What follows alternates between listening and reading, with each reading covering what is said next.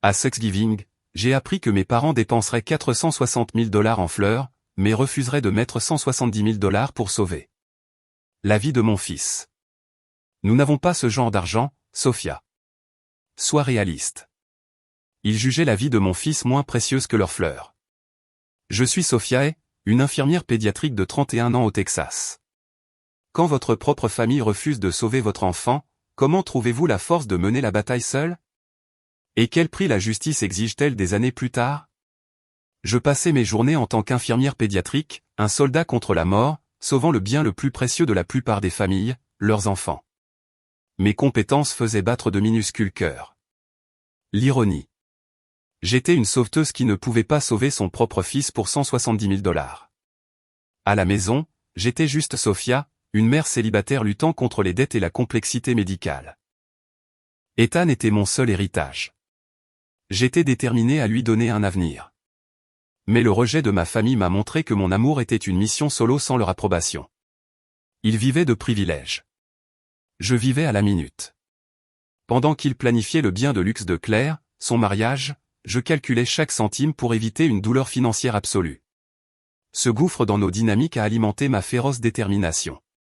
Quand votre propre sang rejette la vie de votre enfant comme un simple problème, combien de temps pouvez-vous tolérer leur dynamique de jugement avant que cet isolement ne se transforme en une vengeance froide et stratégique? Dans la maison des haies, Claire était l'atout, l'enfant prodige défini par un sentiment de droit sans effort. J'étais la dette, le rappel de leur héritage moins que parfait. La vie de Claire était construite sur leur approbation, la mienne, sur une détermination sans fin. Chaque réunion de famille était une démonstration subtile de rejet. Mes compétences et mes longues heures à sauver des vies étaient rejetées comme trop sérieuses. Leur priorité était claire. L'image, le luxe et éviter la complexité d'un petit-fils malade. Ma douleur grandissait, silencieuse et invisible. Ils vivaient dans une bulle de dynamique superficielle où l'amour conditionnel était la seule monnaie. Mon but était clair. Protéger Ethan et moi-même de leur héritage émotionnellement en faillite, même si cela signifiait planifier un avenir de solvabilité totale sans eux. Quand vos propres parents donnent la priorité à la vanité plutôt qu'à un battement de cœur, comment passez-vous de l'acceptation de ce rejet à la planification de l'acte de vengeance le plus calculé imaginable? Leur rejet a été une révélation. Ils m'ont appris que leur amour conditionnel était une forme de dette que je ne paierais jamais. Je me tenais à côté du lit d'Ethan, regardant le moniteur cardiaque de son petit cœur en difficulté. J'ai juré que les 170 000 $ seraient trouvés. Mon objectif est passé de la recherche de leur approbation à une autodétermination absolue. Je suis devenu une machine de précision et de détermination, des doubles gardes, des demandes de subventions et une féroce puissance maternelle qu'aucune arrogance ne pourrait écraser. Mais même avec cette féroce détermination, les compétences et les efforts d'une seule mère célibataire peuvent-ils vraiment surmonter la dette financière et émotionnelle d'une vie de rejet? J'ai ravalé ma fierté. Je leur ai présenté le rapport de l'hôpital, leur montrant le petit cœur d'Ethan et la précision requise. J'ai supplié, non pas pour obtenir leur approbation, mais pour un prêt de 170 000 $. C'était la dette la plus difficile que j'ai jamais affrontée. Ma mère, Martha, Harry. Ma chérie, nous venons de nous engager à hauteur de 460 000 $ pour le mariage de Claire. Tu ne peux pas tout arranger, Sophia. Tu es infirmière, pas une faiseuse de miracles. Cette complexité médicale est ton problème. Son arrogance était à couper le souffle. Mon père a ajouté le coup de grâce cruel. Ne fais pas de la maladie de ton fils le problème de tout le monde. Apprends un peu d'autodétermination. Nous protégeons notre bien, notre image. Je suis sorti en tremblant, le mot rejet résonnant plus fort que les plans de mariage. Quand vous êtes frappé par ce niveau de rejet calculé, est-ce que vous vous effondrez ou est-ce que vous canalisez cette douleur profonde en une détermination froide et inébranlable? Musique, j'ai converti ma douleur en carburant. Les doubles gardes à l'hôpital se sont transformés en nuit à demander un allègement de la dette caritative. Ma détermination était la seule chose qui me tenait debout. Chaque patient que je sauvais était un rappel du seul cœur que je devais sauver. J'ai commencé à liquider mes quelques biens. Ma vieille voiture a été vendue.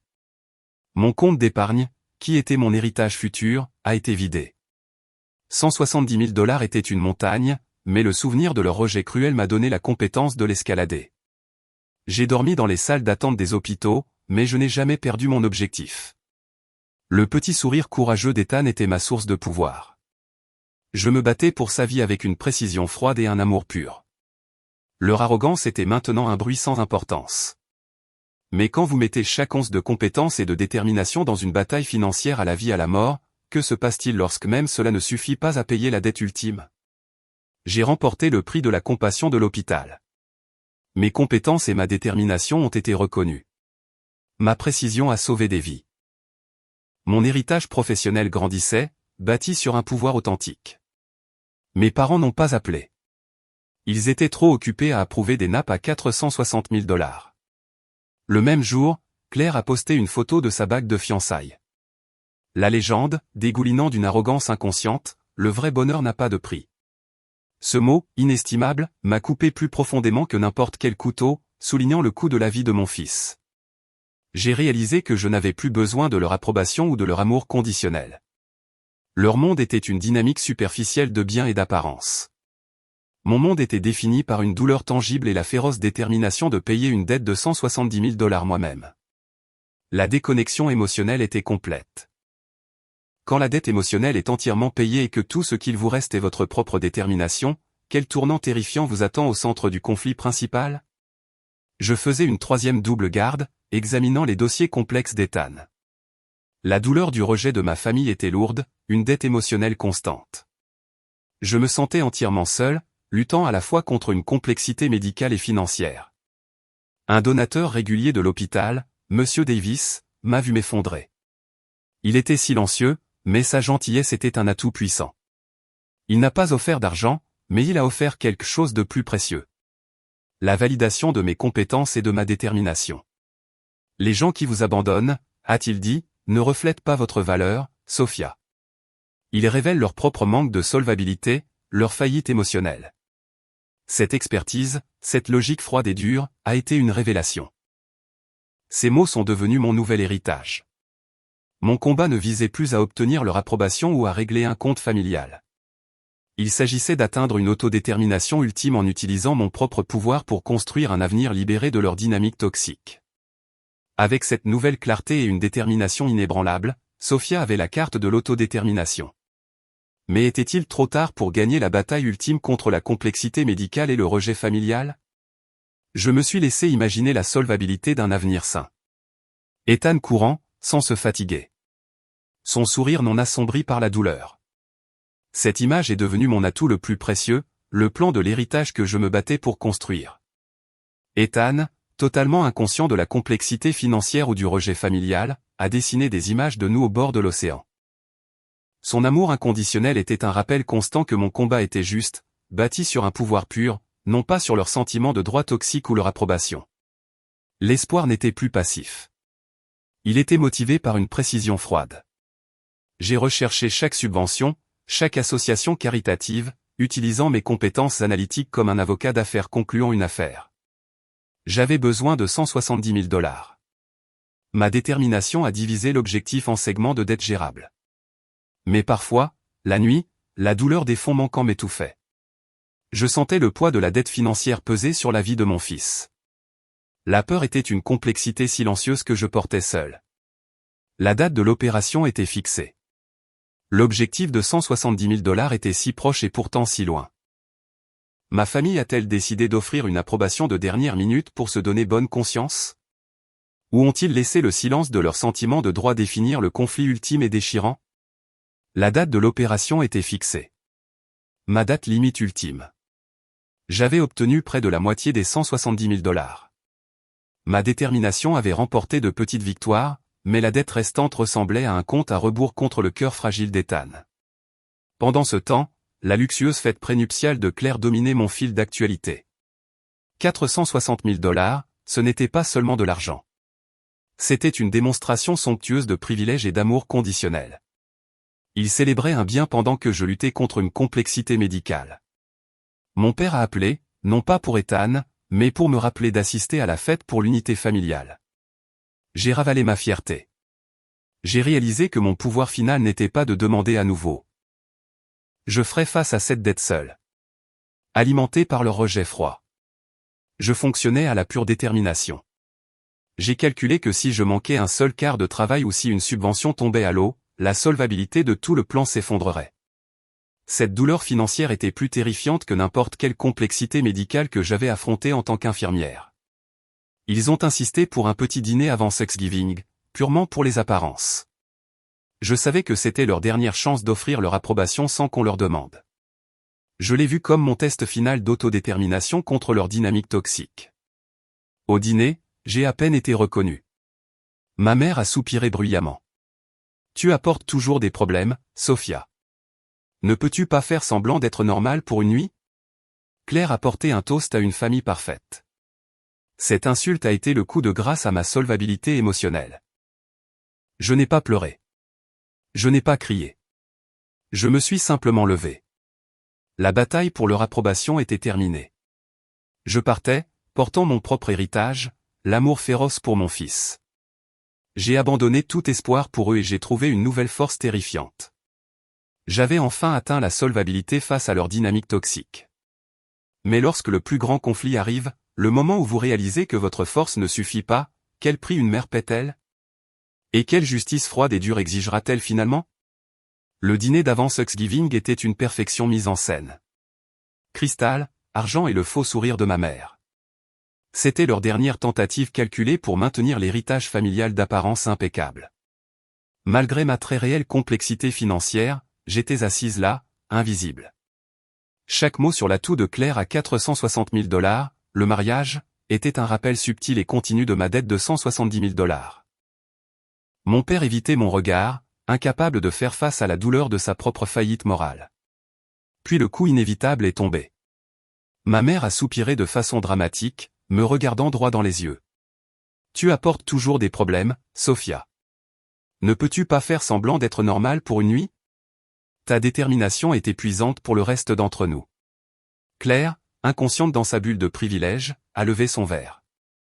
Un toast, a-t-elle carillonné, à une famille vraiment parfaite qui se soutient toujours mutuellement. Ces mots ont été comme une agression physique. Une dernière moquerie publique de ma dette émotionnelle. C'était le point de rupture. Je n'ai pas pleuré à cause de leur rejet. J'ai pleuré parce que j'ai finalement accepté la vérité. Ils n'offriraient jamais leur approbation. Mon combat pour la solvabilité avait échoué au moment où j'ai cherché leur aide. Leur amour était purement conditionnel, basé sur l'apparence et l'obéissance à leur dynamique toxique. Ils préféraient protéger leur actif financier et la vanité de Claire plutôt que d'investir 170 000 $ dans la vie de leur petit-fils. Ma bataille pour leur approbation était terminée. Je me suis levé, mes mains tremblantes agrippant la petite photo d'Ethan. J'ai finalement abandonné tout espoir pour mes parents, un acte chirurgical nécessaire d'autodétermination pour préserver ma propre âme. Je suis sorti en silence, laissant derrière moi le cristal et les nappes coûteuses. Cette nuit-là, en tenant la main d'Ethan, j'ai trouvé un nouveau pouvoir, froid et terrifiant. Ce n'était pas le pouvoir de le sauver, mais le pouvoir d'exiger justice pour lui. Ils pensaient que leur dernier mot était « sois réaliste ». Ils avaient tort. Leur dernier mot serait une dette massive de regrets que je prévoyais de leur facturer des années plus tard, payable avec 180 000 $ et la dure précision de la vérité. Le combat pour la vie d'Ethan a continué, mais l'espoir pour ma famille était mort. À quelle tragédie terrifiante et inévitable ce rejet ultime a-t-il conduit? Et comment cette douleur a-t-elle forgé la détermination froide et précise requise pour la vengeance financière ultime? J'ai quitté leur maison en silence, une incarnation du rejet. Le rugissement de l'arrogance de ma mère et le toast de Claire se sont estompés, remplacés par le bourdonnement silencieux et terrifiant de l'hôpital. J'étais enfin libéré de leur dynamique toxique. Cette nuit-là, je me suis assise à côté d'Ethan. J'ai cessé de souhaiter leur approbation ou leur solvabilité de dernière minute. J'avais payé la dette émotionnelle en réalisant que mon héritage n'avait pas besoin de leur signature. C'était un détachement chirurgical, douloureux mais nécessaire. La petite main d'Ethan a serré la mienne. Son amour innocent était la forme de pouvoir la plus pure que je connaisse, bâtie sur l'honnêteté, pas sur la valeur d'un actif conditionnel. Son combat m'a donné la détermination de continuer ma propre compétence solitaire en matière de guerre financière. Je fonctionnais à vide. Les 170 000 $ restaient une complexité impossible. J'étais une infirmière pédiatrique à succès, pourtant je dormais dans les salles d'attente des hôpitaux, vivant de pure volonté. L'isolement était absolu.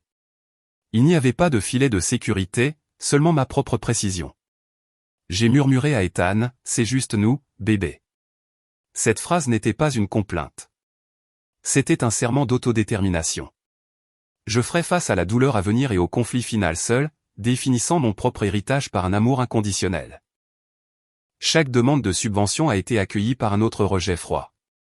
J'ai calculé le déficit restant jusqu'au dernier dollar en utilisant la même précision féroce que j'utilisais pour les dosages de médicaments. Les chiffres se moquaient de ma détermination. Un texto de ma mère. Claire a eu son dernier essayage de robe. 460 000 $ bien dépensés. J'ai regardé le moniteur montrant le rythme cardiaque d'Ethan. La dynamique extrêmement écœurante de leurs priorités est devenue mon froid réconfort, le prix total de leur arrogance. J'ai accepté la finalité de mon isolement. Il n'y aurait pas de sauvetage miracle, pas d'approbation soudaine de la famille. C'était juste moi, mes compétences, mon amour et la connaissance terrifiante que je pourrais ne pas gagner cette bataille de la dette. Et dans ce moment le plus sombre, la graine de la vengeance a été plantée. Non pas pour l'argent, mais pour la justice. Je voulais qu'ils ressentent la précision froide et dure de ce que leur fête à 460 000 $ m'a coûté. J'avais besoin qu'ils affrontent la vérité de leur dette morale. Mon amour pour Ethan s'est durci en une résolution de guerrière. Je n'étais plus une victime cherchant l'approbation. J'étais une force de détermination, concentrée sur la complexité immédiate et la précision froide ultime de mon héritage futur de vengeance. J'ai embrassé le front d'Ethan. Il a souri, un minuscule geste d'amour pur. Ce moment, ce dernier et fragile atout de joie inconditionnelle, était ce que je portais dans le conflit inévitable et déchirant à venir. J'ai fermé les yeux, acceptant la douleur imminente. La seule chose qui restait était le combat pour sa vie et la promesse que si le combat était perdu, la dette qu'il devait serait remboursée avec une précision absolue et un pouvoir inoubliable. Que se passe-t-il lorsqu'une infirmière pédiatrique, armée uniquement d'une détermination féroce et d'un amour absolu, perd la bataille contre la complexité financière? Cette douleur était le prix de leur mariage à 460 000 $, et c'était le carburant de l'acte de justice le plus choquant et précis que la famille ait jamais affronté. Êtes-vous prêt pour le point culminant? Musique. Le matin de l'opération était froid. J'ai tenu Ethan, sachant qu'il me manquait 170 000 $. Ma féroce détermination avait échoué face à leur arrogance. Le médecin a parlé de risque, la complexité médicale dépassant mes compétences de simple infirmière. Je lui ai donné un dernier baiser, un plaidoyer désespéré pour sa solvabilité. Je lui ai dit que mon amour était son atout ultime. Puis je les ai regardés l'emmener. Je suis resté seul, le silence assourdissant, réalisant que cette dette financière nous avait tout coûté. Des heures plus tard, le chirurgien en chef est sorti. Son visage était grave, marqué par la douleur. Il a parlé d'un ton froid et clinique d'une complexité inattendue, d'une pause nécessaire. L'opération a été interrompue. Les 170 000 $ étaient maintenant la différence entre la vie et la mort. Dans un dernier geste désespéré, j'ai appelé mon père. C'est 170 000 $ maintenant, papa. C'est le seul moyen de finir. Il a répondu, tu es dérangeante, Sophia. Nous sommes occupés avec l'héritage de Claire. Ce n'est pas notre dette. Gère ton propre rejet. Clic, je suis retourné au tableau d'affichage. Le statut a changé. Puis le son est venu. Cette seule note longue et continue qui met fin à un monde. Le son d'un rejet final et irréversible. Ma féroce détermination a été éteinte par une pure cruauté financière. Le monde est devenu insensible. La douleur était absolue. Je suis entré dans la pièce. Il était paisible. Mon cœur rempli d'amour inconditionnel s'est brisé en 1 million de morceaux. Leur fête à 460 000 $ avait maintenant un prix. La vie de mon fils. Les larmes se sont arrêtées immédiatement. À la place du chagrin, une précision froide et dure a pris le dessus. Mon amour pour Ethan est devenu une quête de justice. Mon nouvel héritage ne serait pas la tristesse, mais un pouvoir glacial et implacable dirigé contre l'arrogance de la famille. Ils avaient valorisé leurs biens, leur image, plutôt que la vie d'Ethan. Ils ont choisi l'arrogance plutôt que l'amour. Maintenant, j'utiliserai mes compétences et ma détermination non pas pour sauver, mais pour démanteler. Je m'assurerai qu'ils paient leur dette morale avec une précision absolue. Les funérailles ont eu lieu sans la présence de la famille, sauf moi. Ce jour-là, l'ancienne Sophia en quête de reconnaissance est morte. Une nouvelle et terrifiante dynamique est née. Une dynamique motivée par un pouvoir froid, prête à utiliser chaque atout et chaque compétence pour atteindre une solvabilité ultime. La tragédie était le prix de leur rejet. Maintenant que Sophia n'avait plus rien à perdre, comment a-t-elle passé les 10 années suivantes à affiner ses compétences et sa précision, se préparant à rembourser la dette morale de la famille et avec une justice absolue et inoubliable? 10 ans ont passé. 10 ans de silence. La douleur est devenue un atout froid et dur, alimentant mon ambition. J'ai troqué ma blouse d'infirmière contre un costume de PDG. Mes compétences pour sauver des vies contre la précision de la destruction financière. J'ai visité la petite pierre d'Ethan. Il n'y avait pas de chagrin visible, juste un profond sentiment de détermination. Ma promesse envers lui était mon nouvel héritage. Leur mariage à 460 000 $ était le coût. Mon succès était la dette qu'ils auraient bientôt à rembourser. Ma nouvelle profession d'analyste financière exigeait une précision absolue et des compétences stratégiques. C'était un jeu de pouvoir où l'argent était l'atout ultime. J'avais atteint une solvabilité totale, me rendant intouchable par leur dynamique toxique. J'ai suivi la famille mais j'ai maintenu un rejet total de tout contact. Le mariage de Claire, construit sur l'arrogance, battait de l'aile. Leurs biens immobiliers étaient surendettés, exposés à une complexité financière. Mon plan n'était pas une vengeance alimentée par la douleur, mais une justice obtenue avec une précision clinique. Je voulais qu'ils comprennent le prix de 170 000 $, non pas par amour, mais par la destruction de leurs faux héritages et de leur image. J'ai fait mon premier pas, un investissement discret et intraçable dans la même société holding qui exposait leur plus grand atout. Mon pouvoir était maintenant en arrière-plan, un prédateur silencieux opérant avec une précision absolue. J'ai accepté mon nouveau rôle, l'architecte de leur chute. Il n'y avait pas de place pour leur approbation ou leur pitié. Ma vie était définie par l'autodétermination, un chemin pavé des briques de leur rejet. Ma dette morale a été payée quand je suis parti. Maintenant, c'était à leur tour de payer leur dette financière. Je voulais leur panique, leur prise de conscience que leur arrogance superficielle leur avait finalement tout coûté. Le plan était établi. L'exécution était inévitable, mais quel moment précis Sophia a-t-elle choisi pour frapper, utilisant ses nouvelles compétences terrifiantes pour transformer le plus grand atout de la famille et en leur dette financière la plus paralysante? Mon bureau était au-dessus de la ville, un témoignage de 10 ans de froide détermination. Mes compétences en triage, perfectionnées aux urgences, étaient maintenant appliquées à des dynamiques d'entreprise complexes. Chaque transaction majeure était un pas vers une solvabilité ultime, bâtie sur le socle de ma douleur.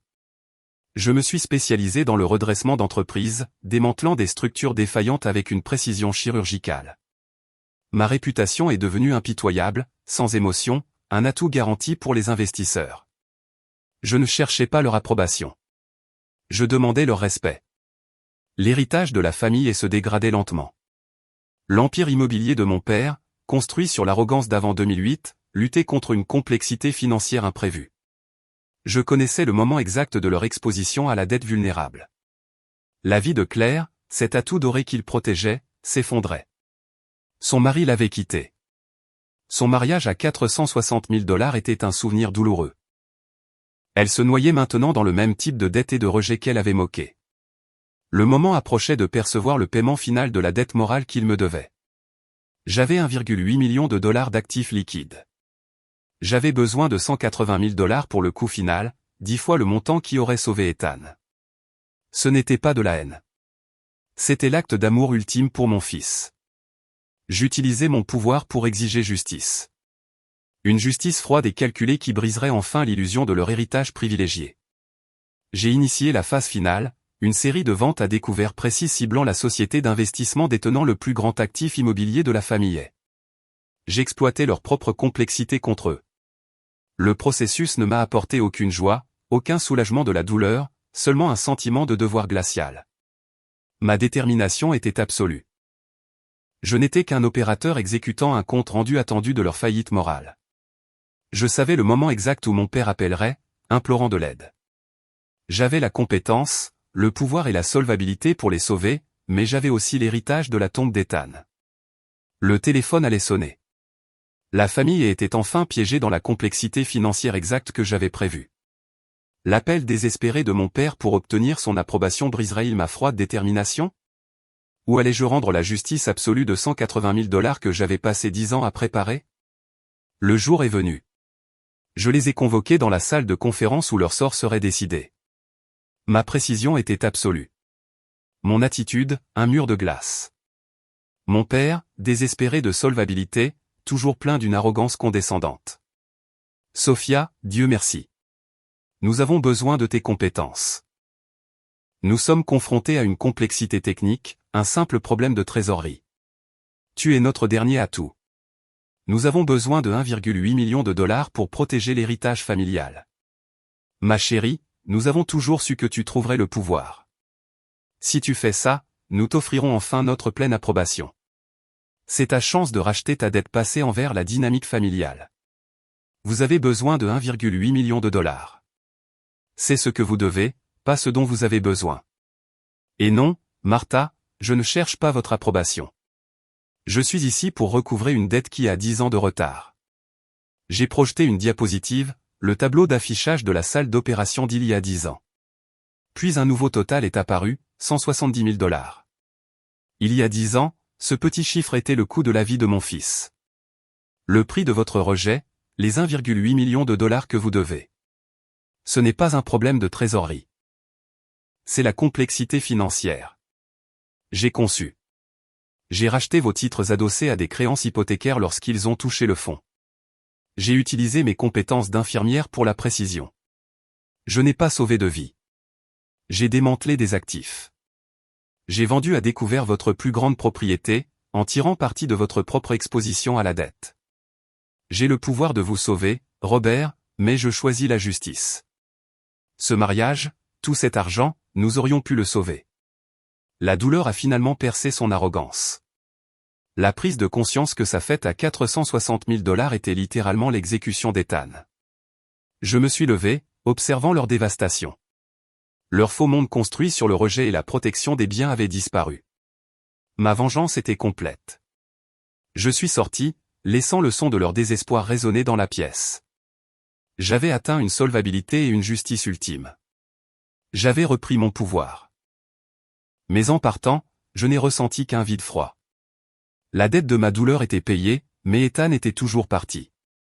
Ils ont perdu leur héritage, leurs biens et leur arrogance. Robert et Martha ont fini dans un minuscule condo, dépendant de Claire, qui était en faillite. L'ironie ultime, ils sont devenus exactement ce qu'ils craignaient. Le fonds pour le cœur des enfants Ethan a sauvé des centaines de vies. Des enfants dont les familles ne pouvaient pas gérer la complexité médicale ou la dette financière. C'était mon véritable héritage, bâti sur l'amour et une détermination froide et dure. La famille a appris que l'arrogance n'est pas la solvabilité.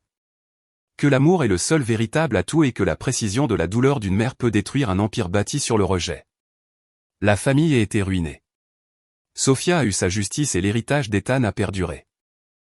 Mais quand une mère obtient une vengeance aussi froide et calculée, sa dette de douleur est-elle vraiment payée? Ou la solvabilité de sa propre âme est-elle à jamais entachée par l'immense pouvoir qu'elle a exercé? Sorcière, tu as laissé Ethan, tu as laissé ton propre fils mourir pour nous punir. Tu n'as pas d'amour. Tu as détruit notre héritage. Tu as détruit sa vie avec ton arrogance. Je me suis battu. J'ai supplié. J'ai ravalé chaque parcelle de douleur. Mais tu as choisi une nappe à 460 000 $ plutôt que son battement de cœur. Tu as signé son arrêt de mort.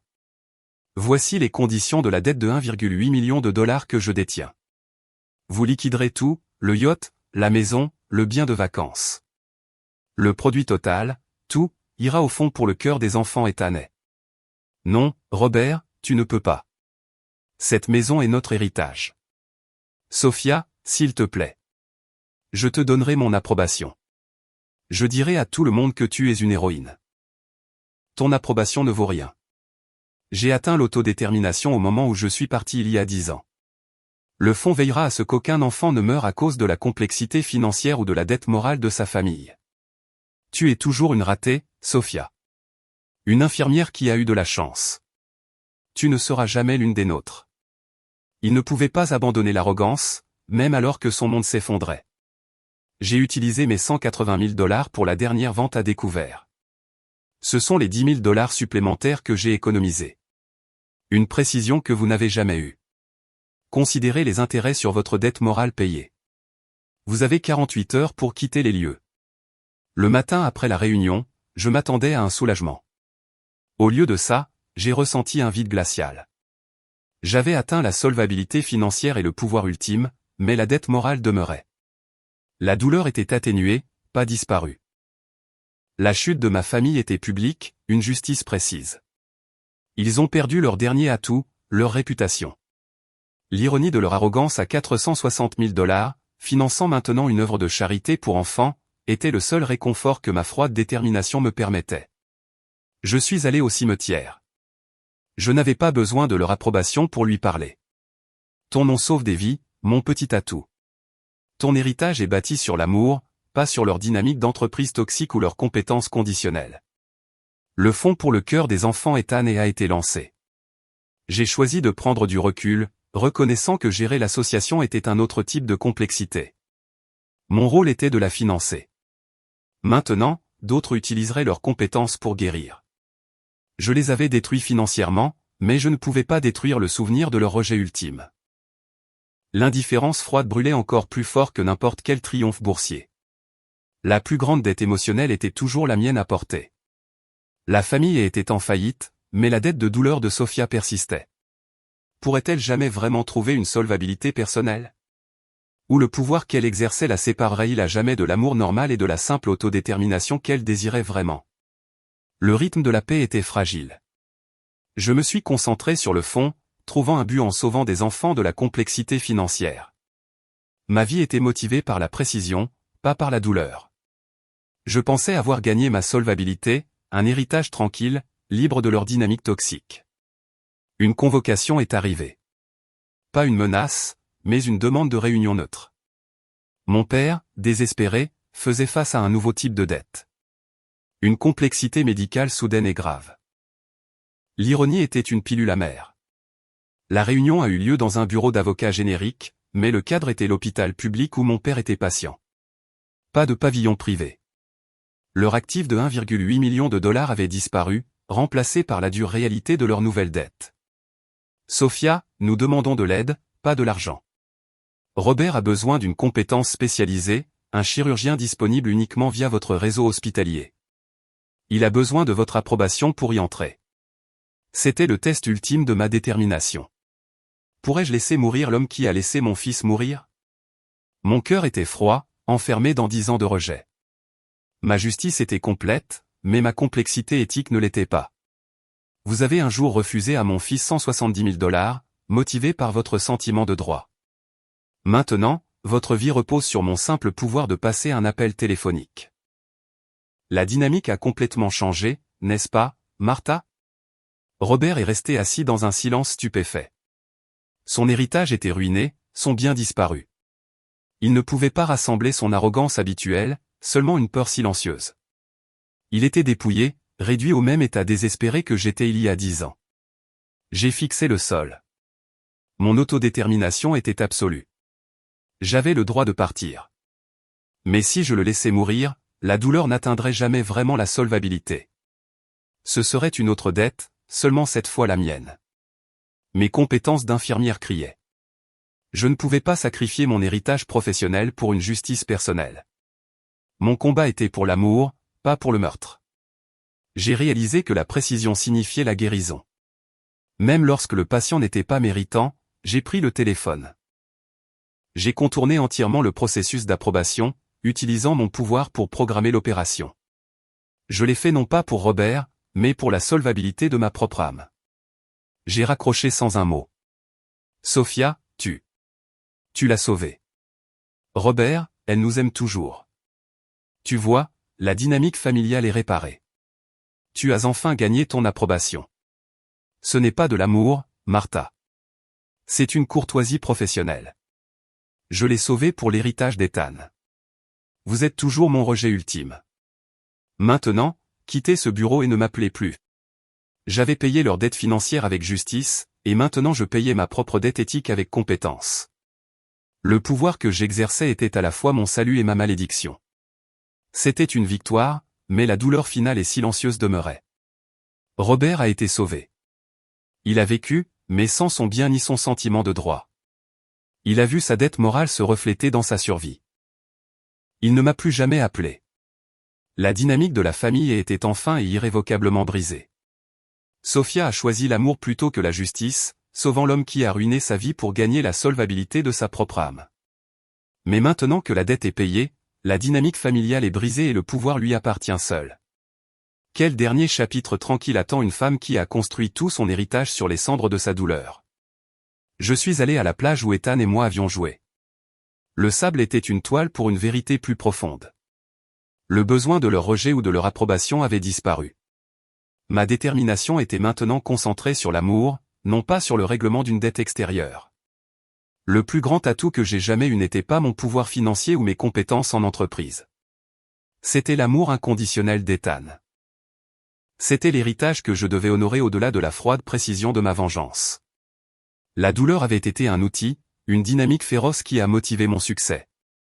Mais maintenant, il était temps de laisser la colère reposer. Je me suis pardonné de ne pas avoir pu le sauver. Réalisant que j'avais fait tout ce qui était humainement possible. L'arrogance de la famille avait disparu, remplacée par une simple complexité humaine. C'étaient juste des gens, imparfaits et terrifiés. Ma vengeance ultime n'était pas leur ruine, mais ma libération de leur emprise toxique. Ma véritable solvabilité a été atteinte au moment où j'ai sauvé mon père, choisissant la supériorité morale plutôt que la justice personnelle.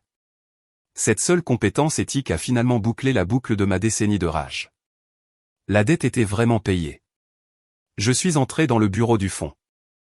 Ce n'était plus un monument à ma douleur, mais un symbole de l'amour continu d'Ethan et de ma nouvelle autodétermination. Mon héritage était maintenant silencieux, percutant et fondamentalement bon. J'ai appris que la forme de précision la plus puissante n'est pas financière, mais émotionnelle. Le plus grand pouvoir est de choisir de guérir, pas de blesser. Mon histoire est la preuve que l'amour peut vaincre même le plus profond rejet familial. Sofia a trouvé la solvabilité dans son âme, utilisant son pouvoir non pas pour la vengeance, mais pour un bel héritage d'amour. Mais qu'en est-il de la famille? Robert et Martha ont-ils jamais vraiment compris le sens de l'arrogance? Ou se sont-ils évanouis, consumés par le poids écrasant de leur dette morale ultime? La vraie solvabilité ne se limitait pas à l'argent. Il s'agissait de couper le dernier fil. J'étais dans le bureau de mon avocat, signant les documents pour retirer légalement le nom de famille. Mon autodétermination était absolue. Je me débarrassais de leur héritage. Le souvenir de leur rejet me définissait autrefois. Maintenant, je voyais leur dynamique toxique comme petite et insignifiante. Je n'ai rien gardé. Pas de photos, pas d'actifs hérités, seulement mon propre pouvoir durement gagné et mes compétences professionnelles. Ma nouvelle dynamique était construite selon mes propres termes. Ma détermination était pure.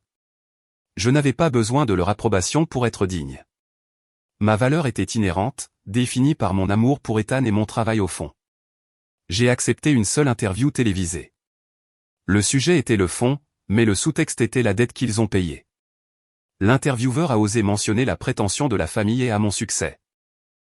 La seule chose que la famille a contribué à mon héritage a été le déficit de $170 000 qui a tué mon fils. Ce chiffre, grâce à ma précision, est devenu le don de $1,8 million. Ils sont sans importance. Leur vie était définie par la complexité, essayant de maintenir une façade d'arrogance. Ma vie est définie par la simplicité. La dette éthique que je dois à Ethan pour garantir qu'aucun enfant ne soit confronté à la même injustice financière. Ma vengeance n'était pas une justice financière. C'était le moment où ils ont réalisé que leur arrogance a coûté une vie. Cette douleur est leur héritage, pas le mien. Mon héritage est de sauver des vies. La caméra s'est approchée de mon visage. Pas d'émotion, pas d'hésitation. La femme qu'ils avaient rejetée avait disparu. Seule une femme d'une détermination absolue et d'un pouvoir serein demeurait. J'étais enfin libre. J'ai utilisé mes compétences d'infirmière non seulement pour traiter, mais aussi pour diagnostiquer la racine de la dynamique familiale. Mes compétences financières n'étaient que le scalpel. Mon objectif a toujours été la santé de mon âme, atteindre une véritable solvabilité. J'ai terminé l'interview en mentionnant Ethan, mon brillant petit atout. Je n'ai jamais utilisé son nom pour le pouvoir, seulement pour l'amour. Sa mémoire était le moteur silencieux de ma détermination juste et inébranlable. Sofia se tenait seule, libérée du rejet de sa famille et définie par son propre héritage. Elle a trouvé la véritable solvabilité et l'amour.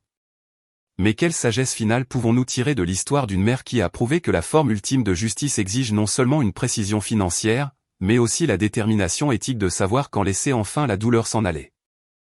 3 ans après le règlement de compte final, la dynamique de la famille n'était plus que l'ombre d'elle-même. Leurs biens avaient disparu et leur somptueux héritage réduit à un seul condo exigu. C'était la dette à long terme qu'ils devaient affronter. Robert, autrefois un homme au pouvoir et à l'arrogance incontestable, passait maintenant ses journées à fixer le téléphone, attendant un appel qui ne venait jamais. Sa complexité médicale signifiait qu'il était totalement dépendant de Martha, un profond rejet de son ancien moi. Martha regardait obsessionnellement les reportages sur le fond ethanais. La vue du nom d'Ethan, le rejet ultime de lui, était maintenant sa douleur constante. Sa recherche d'approbation s'était transformée en un besoin désespéré de pardon. Claire, en faillite financière, vivait à proximité. Elle blâmait toujours Sophia, mais la dette écrasante de son mariage à 460 000 $, qui aurait pu sauver Ethan, a finalement percé son arrogance. Elle n'avait aucune solvabilité financière et aucune paix morale. Martha a trouvé une vieille photo. Sophia, jeune et souriante, tenant le bébé Ethan, un bien oublié d'une époque avant que leur dynamique toxique ne détruise tout. L'innocence de la photo a amplifié leur douleur actuelle. Robert a vu la photo. Son visage s'est crispé. Il a demandé 170 000 $. Martha, ce n'était rien. Nous avons choisi la robe de Claire. Nous avons acheté la nappe. Notre détermination était de la rejeter. C'était notre dette morale. Je ne pensais pas qu'il mourrait. Je pensais qu'elle était juste difficile, un drame. Je l'ai vue comme une dynamique familiale, un test. Je n'ai jamais saisi la complexité médicale. Cette compétence était la sienne, pas la mienne. Claire est entrée, portant des provisions. Elle a vu la photo. Je rêve encore de ce mariage. Les fleurs, la musique, le coup. C'est la seule chose qui me reste et c'est la source de toute ma douleur. Notre héritage n'était pas les maisons. Ce n'était pas l'arrogance. C'était nous trois, assis ici, sachant que nous avons échangé la vie d'un petit-fils contre une démonstration temporaire de pouvoir. C'est ça, la vraie dette. Si Sophia nous donnait juste un peu d'approbation, un signe de pardon. Si elle savait à quel point nous souffrons. Elle a utilisé sa précision pour nous blesser, mais nous nous sommes blessés encore plus. L'ironie, c'est que son fond est le seul endroit où nous trouvons du réconfort. Voir ses enfants sauvés, c'est le seul véritable atout qu'il nous reste d'Ethan. C'est sa solvabilité ultime et notre rappel constant. Ils étaient hantés par la connaissance que l'argent était là, les compétences disponibles, mais la détermination morale manquait. Ces 170 000 $ étaient leur condamnation à vie. Leur dette morale ne serait jamais entièrement payée. Ils vivaient leur nouvelle normalité, dépourvus de pouvoir, de luxe et de l'ancienne dynamique toxique. Leur existence était une excuse silencieuse et perpétuelle. Ils ont finalement compris le véritable coût de leur arrogance. Je ne les ai plus jamais revus. Je n'en avais pas besoin. Leur sort ne me concernait pas. Leur prise de conscience était ma justice. La plus grande victoire a été le rejet complet et total de leur ancien moi. Le fond, animé par l'amour d'Ethan et ma nouvelle détermination, a continué à prospérer. C'était la seule dynamique positive à émerger de cette douleur déchirante et de cette complexité financière. La vérité n'était pas de savoir qui a gagné. C'était de savoir comment l'arrogance engendre une profonde dette morale et comment le vrai pouvoir réside dans la compassion et la précision éthique. C'était la dernière leçon durement apprise. Robert, finalement brisé, a utilisé son dernier lambeau de détermination pour écrire une lettre adressée simplement au fond. Pas d'excuses, juste un petit don anonyme, sa façon de payer une fraction de sa dette morale. La famille a finalement ressenti la vraie douleur de sa dette morale. À jamais dépouillée de son sentiment de droit et de son pouvoir. Mais quand la détermination d'une mère aboutit à une justice aussi complète et totale, l'histoire est-elle vraiment terminée? Ou l'héritage de l'amour d'Ethan et de la force de Sophia commence-t-il simplement un nouveau chapitre inspirant? Ma vie était définie par le but tranquille du fond. La précision froide de la finance était maintenant appliquée à sauver des vies. J'avais atteint une véritable solvabilité, non pas sur mon compte en banque, mais dans la communauté que j'avais bâtie, libre de leur dynamique toxique. Le docteur Anna Sharma, mon ancienne amie des urgences, est entrée dans le bureau. C'était la chirurgienne qui avait sauvé Robert. Elle a utilisé ses compétences pour mon père, mais son amour était clairement pour moi, comblant la décennie de douleur. J'ai vu votre interview, Sophia. Vous avez parlé avec une telle précision et une telle puissance. Vous ne devez d'explication à personne. Et cet homme, eh bien, vous avez choisi l'atout éthique plutôt que la dette émotionnelle. J'ai vu votre mère aussi. Son arrogance a disparu. Elle avait l'air effrayée. C'est sa propre justice. Vous avez fait ce que vous deviez faire pour protéger votre détermination et l'héritage d'Ethan. J'ai reçu un email de Monsieur Chin, un ancien investisseur rival qui avait perdu de l'argent lorsque j'avais vendu à découvert l'actif des haies.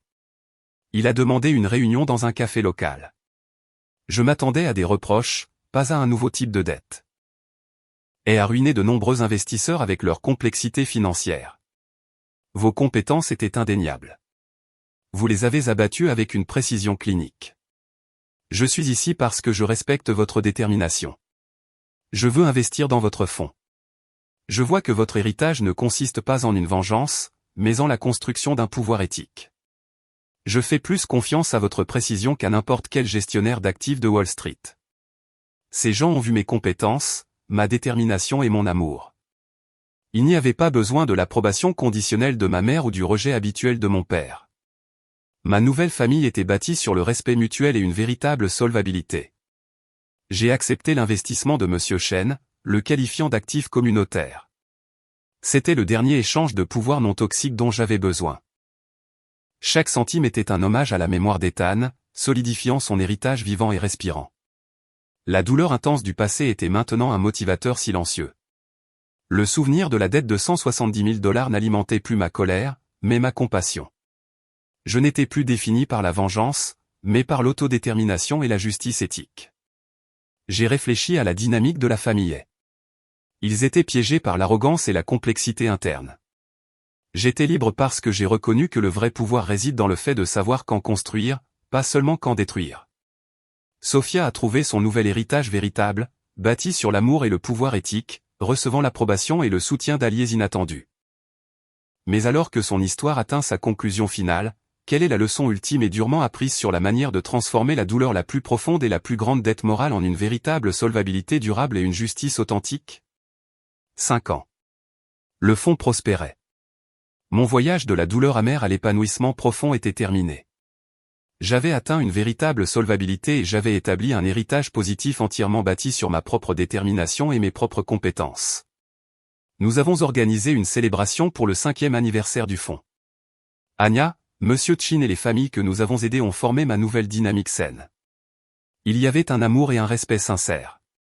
Rien de l'approbation conditionnelle que je désirais autrefois. Une femme s'est approchée de moi en larmes. Mère, mon fils Léo est en vie grâce au fonds. Vous m'avez rendu mon bien le plus précieux. Sa gratitude était la justice ultime, un contraste frappant avec l'arrogance de ma famille. Ce moment a été la liquidation finale de ma dette émotionnelle. Je ne me souciais plus de leur rejet ou de leur sort. Ma détermination avait apporté la guérison, pas seulement la vengeance. J'étais complètement libre. Et Marie Chen, Sophia, tu as résolu une sorte de complexité humaine que Wall Street ne touche jamais. Tu as militarisé ta précision. Puis tu as utilisé ton pouvoir pour créer une solution éthique. C'est du pur génie. Plus tard, j'ai visité la tombe d'Ethan.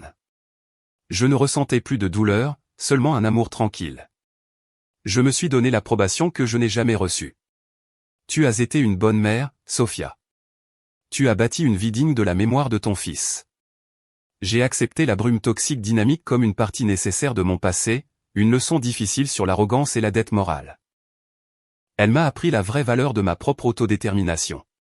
J'ai commencé à enseigner un cours sur l'investissement éthique, utilisant mes compétences pour autonomiser les autres. J'étais prête à poursuivre une vie définie par la croissance, non par le traumatisme de leur rejet final ou de ma détermination initiale. Mon histoire prouve que le vrai pouvoir ne consiste pas à détruire le bien de son ennemi. Il s'agit de construire un héritage si fort et si bon que leur ruine devient totalement insignifiante. Le cycle de la douleur et de la dette était enfin brisé. J'avais payé mes dettes à Ethan, à moi-même et au monde. Ma solvabilité était absolue. Ma justice était pure, et mon amour a perduré. La famille reste un récit édifiant sur l'arrogance et la complexité morale.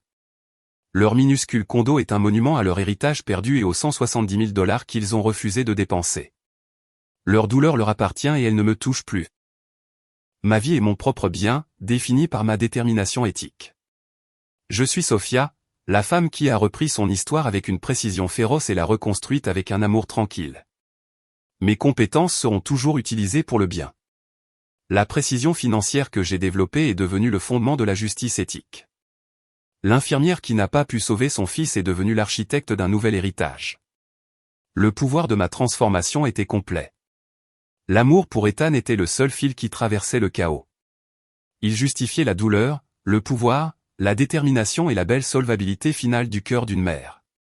Chaque famille a sa dynamique toxique, sa dette cachée. Mon histoire est un rappel brutal que l'arrogance a un prix et que la véritable approbation doit venir de l'intérieur.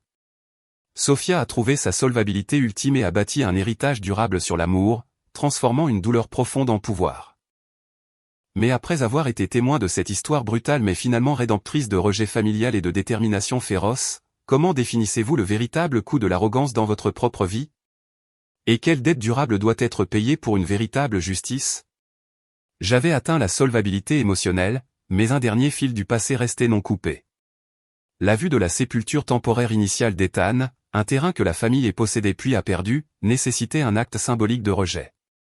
Je me suis rendu au terrain oublié. Il était envahi par la végétation, silencieux. Il représentait la douleur brute et non altérée du début. L'endroit où l'arrogance financière de ma famille a rencontré ma dette personnelle. J'ai apporté un seul jeune arbre sain, mon dernier atout d'amour. J'étais là pour le planter, transformant le symbole de la perte temporaire en un phare d'héritage durable. C'était ma véritable détermination. En creusant, j'ai réalisé que je faisais cet acte purement pour ma propre autodétermination. Je n'avais besoin de l'approbation de personne pour marquer cet endroit. C'était une cérémonie privée pour la mère et le fils que je n'avais pas pu sauver. La dynamique de la famille a été bâtie sur l'exclusion et l'amour conditionnel. Ma nouvelle dynamique était bâtie sur l'inclusion, utilisant mon pouvoir et mes compétences durement acquis pour nourrir la vie, pas pour exploiter une faiblesse. J'ai enfin saisi la nature de ma justice. Ce n'était pas la précision financière de la démolition. C'était d'atteindre la complexité morale de sauver l'homme qui m'a ruiné. Cet acte a complété la solvabilité de mon âme. Repose maintenant, mon amour. La douleur est finie. La dette est payée. Je ne me bats plus contre leur rejet. Je vis simplement pour ton héritage. Les jeunes arbres se tenaient fermes. Un jeune atout vibrant enraciné à l'endroit de la mort. C'était un monument vivant et croissant à la vérité que l'amour prévaut toujours sur l'arrogance. Je suis parti sans regarder en arrière. Il n'y avait pas d'amertume, pas de colère, juste un profond sentiment de finalité. Le chapitre était clos. J'étais une auteure maintenant, pas une victime de la dynamique de brume. Mon avenir n'était pas défini par la taille de mon bien ou la durée de ma dette. Il était défini par le but simple et inébranlable de ma détermination éthique. Mes compétences étaient mon guide. Mon amour était mon pouvoir. Et ainsi se termine l'histoire de Sophiae. Une histoire de la façon dont l'arrogance familiale a créé une dette morale massive. Et comment une femme a utilisé une précision implacable et un pouvoir durement acquis pour la rembourser. Pas à eux, mais au monde. L'héritage ultime n'est pas la richesse, c'est l'impact. La justice ultime n'est pas la vengeance. C'est la paix. La solvabilité ultime n'est pas financière. C'est la libération de la douleur et le droit à l'autodétermination. Nous sommes tous confrontés au rejet familial ou à une dynamique toxique. La vie de Sophia est un plan pour reprendre votre récit. Utilisez vos compétences, trouvez votre détermination et ne laissez jamais personne voler votre bien le plus précieux, votre propre sentiment de valeur. Cette complexité humaine intense montre que la vengeance est un plat qui se mange froid, mais qu'un héritage positif bâti sur l'amour est un festin qui nourrit l'âme pour toute une vie. Choisissez votre pouvoir avec sagesse. Alors, après avoir été témoin du parcours de Sophia de la dette à la solvabilité, demandez-vous, si vous étiez Sophia, auriez-vous choisi la justice par la précision financière ou choisi la paix de l'amour éthique lorsque vous aviez la dernière chance de partir? 6 ans. La dynamique de brume était un lointain cauchemar. Ma solvabilité était maintenant complète. Une vie pleine et riche où ma détermination se concentrait sur la création. La dette du passé était entièrement transmutée en l'atout de l'avenir. Le fonds Ethan a emménagé dans un immense bureau lumineux. La précision financière et les compétences que j'avais affinées pour la vengeance soutenaient maintenant un héritage puissant. Je maniais le pouvoir avec compassion et justice éthique. J'ai reçu une invitation, un événement caritatif où la famille et déshonorée seraient présentes, implorant une approbation sociale. Je ne l'ai même pas regardé. Leur rejet était totalement sans importance pour mon autodétermination. J'ai rencontré David à un gala du fond. Il a vu le feu dans mes yeux, pas la douleur de mon passé. Notre connexion était bâtie sur des valeurs partagées et un amour sincère. Il est devenu l'atout inattendu et non toxique de ma nouvelle vie. Sortir de nouveau a apporté un nouveau type de complexité émotionnelle. Mais cette fois, ma détermination était d'être honnête, pas sur la défensive. J'ai parlé d'Ethan, de l'arrogance de la famille et David a écouté sans jugement. David, ton héritage n'est pas la vengeance, Sophia. C'est ce que tu as construit par pur amour. Leur dynamique était leur faiblesse. Tu as transformé leur rejet en ton plus grand pouvoir. J'ai entendu dire que Robert sombrait de plus en plus dans sa complexité médicale. Les journées de Martha se passaient dans un regret silencieux. L'arrogance toxique de Claire la maintenait isolée. Leur douleur était une dette perpétuelle auto-infligée. L'incroyable, c'est que je ne ressentais aucune colère, seulement de la pitié. Leur sort n'était plus lié à ma détermination. Le passé était une leçon stérile de finances et de compétences humaines, pas une prison émotionnelle. Mon atout ultime n'était pas les millions du fond. C'était la capacité de me regarder dans le miroir et de savoir que ma valeur n'était pas négociable. J'avais acheté ma liberté avec précision et je l'avais fortifiée avec amour. David a rencontré Anna et Monsieur Chen. La nouvelle dynamique familiale était instantanément harmonieuse, bâtie sur le respect de ma détermination et de mon héritage. Il n'y avait pas besoin de l'ancienne approbation toxique. La présence de David était un rappel silencieux que la vie consiste à trouver de nouveaux atouts après une perte. J'ai enfin vu un avenir non alourdi par la dette de brume.